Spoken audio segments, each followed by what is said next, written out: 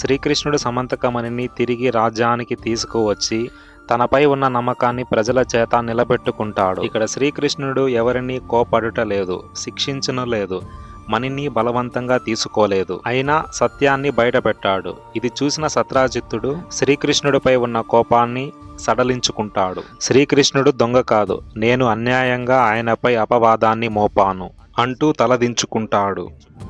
పురాణాల ప్రకారం ధర్మవంతుడిపై తప్పు నింద వేయడం మహాపాపం. ఈ అపవాద పాపాన్ని నేను ప్రాయశ్చిత్తం చేయాలి అంటూ భావిస్తాడు.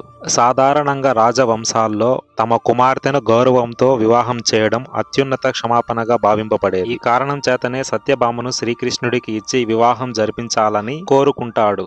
అప్పటి వరకు ద్వేషించిన శ్రీకృష్ణుడిని వివాహం చేసుకోమని సత్యభామకు చెప్పినప్పుడు ఆశ్చర్యంతో తండ్రిని చూసి నవ్వుకుంటుంది. అలా శ్రీకృష్ణుడు సత్రాజిత్తుని యొక్క పాప విముక్తి కొరకు సత్యభామను వివాహం చేసుకుంటాడు. Thanks for watching.